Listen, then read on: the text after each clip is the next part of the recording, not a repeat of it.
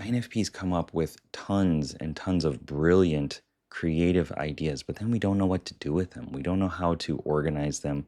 We don't know which ones are better, which ones we should pursue. And then we feel like we just need to add more ideas onto it. If we just think about it more, if we just gather more information, then we'll know what to do. And really, that's not how it works out. We need to go on the Tetsugaku no Michi. We need to go on the philosopher's walk and allow our unconscious mind to process things. But because we're INFPs, we tend to lean towards extroverted intuition, the explorer. This is about new possibilities, new ideas, imagining what if, and fiddling and playing with new things and opening up 19 browser tabs while we've sat down just to figure out what we should eat today. We just pop up all these different tabs. Or if we're on a creative project sprint, we come up with many different possibilities for other programs, other projects that we could pursue. And we end up in a completely different place than we intended.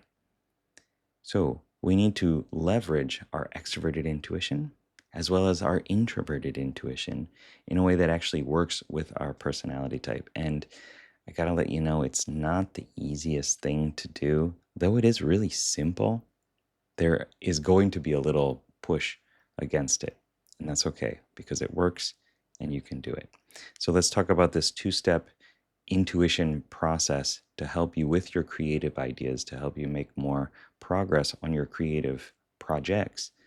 And I will teach you how to do it now. Your mind cannot generate or gather possibilities and synthesize them at the same time.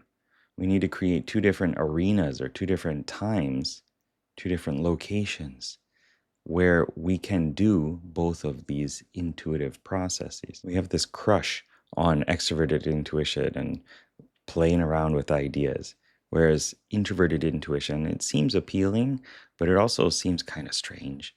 And we have this critical archetypal energy, this senex energy that's attached to introverted intuition, where it's always saying, well, you can't do it because of this. This is the way that all things are going. You will never succeed because this is your destiny. This is where you're fated to go. Whereas the explorer is like, whoa, you never know what could happen. There's so many different options. We prefer that one. And yet we listen to the critic, introverted intuition, quite often too, the mystic. So here's the process. First, you're going to want active, unconstrained ideation and idea gathering. So this is where you focus strictly on volume. Go ahead, go down every possible rabbit hole you can go. Grab index cards, start writing, jotting notes. Set a timer for like 15 minutes, 20 minutes, and just explore. Go full on exploration mode. Go jump into every single possibility that you can within that time. You're not looking to find one option. You're not looking to find one method.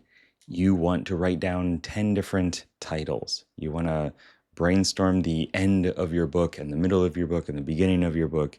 You want to come up with all these different timelines, dump all these fragmented thoughts into one notebook or file on your computer. And one really important thing to note here is where a lot of people make mistakes is we start to judge it. No, that's not a good idea. That wouldn't work. I don't think that would be possible. We don't want to do that. We just want to generate ideas, come up with as many as possible. I imagine it like in like a role-playing game. You're walking around and there's just inventory all around after, slaying these beasts and monsters or whatever.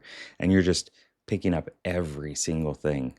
Just put it all in your inventory. You can sort it out later. You don't need to judge. Is this good? Is this bad? Is this better than what I have? Is it not?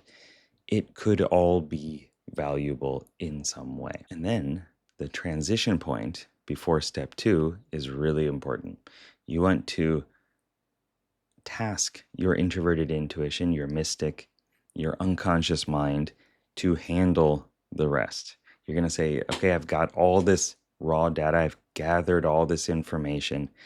Make sense of this mess. Make sense of it and show me an insight or the core pattern or whatever it is your intention is. Like, say, I want you to come up with an insight or some sort of coherent understanding of this, or find the answer to the problem, or tell me where I put my keys, so that your unconscious mind knows what to focus on, because you've gathered all this information for it. And then we get to the difficult phase, at least in my experience. This is the moment when we are waiting.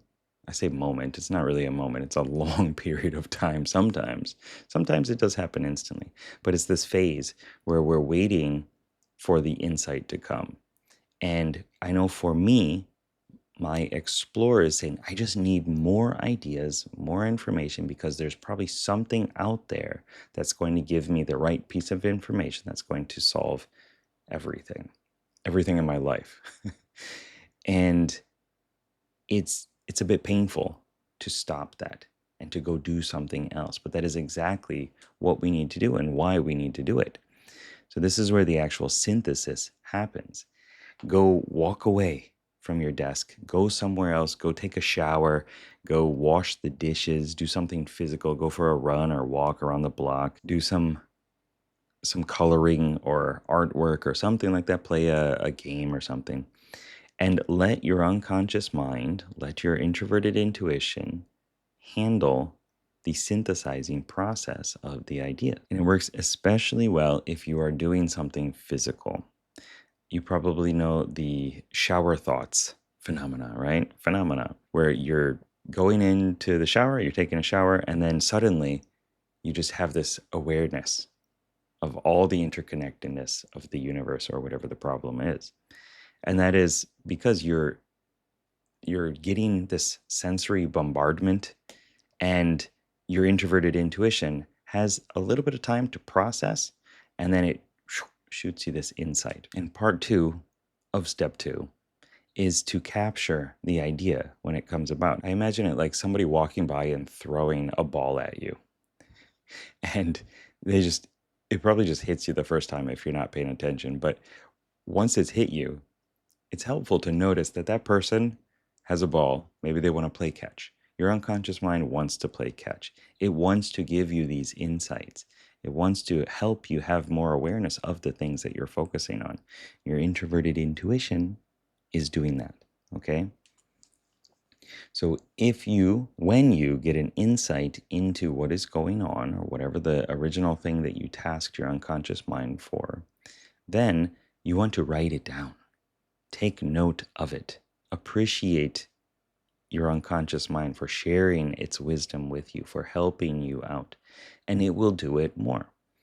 If you are deciding that you want to start lucid dreaming, well, first you got to have recall of your dreams.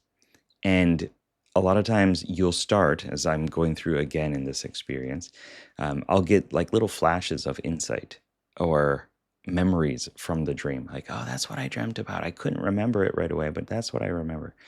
And take notes. If you take notes, then your unconscious mind is going to say, oh, this is something that's important to you. Okay, I'll give you more of that information.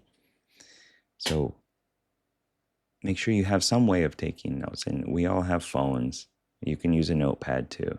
Just write it down. And most of the time, this isn't a whole bunch of different ideas. It's one interconnected synthesis of whatever the original goal was. And this isn't something that I've come up with necessarily. It's something that I realized happens to me as part of my patterns and self-discovery.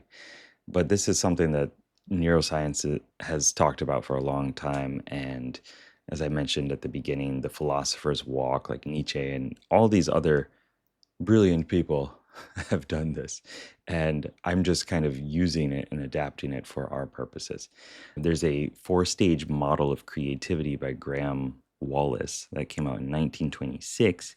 And the 4 stages were preparation, incubation, illumination, and verification. And we can think of this as preparation, actively getting the data going, exploring, getting extroverted intuition pings all over the place, letting the explorer do its thing. And then incubation, this is going for a walk. This is allowing it to process and synthesize, marinate. And then illumination is that sudden insight that you get from introverted intuition, from your mystic saying, hey, what about this? And then verification, you're going to want to do something with it, like actually apply it to the project. If you get that insight and you write it down, like actually do something with it. Like take the next steps, and your unconscious mind will appreciate you more. All of your parts will be happier because you're making actual progress on your goals, on your dreams, on your creative projects, as opposed to wondering what is the missing piece. You're actually making progress and searching for it in a way that works better for you.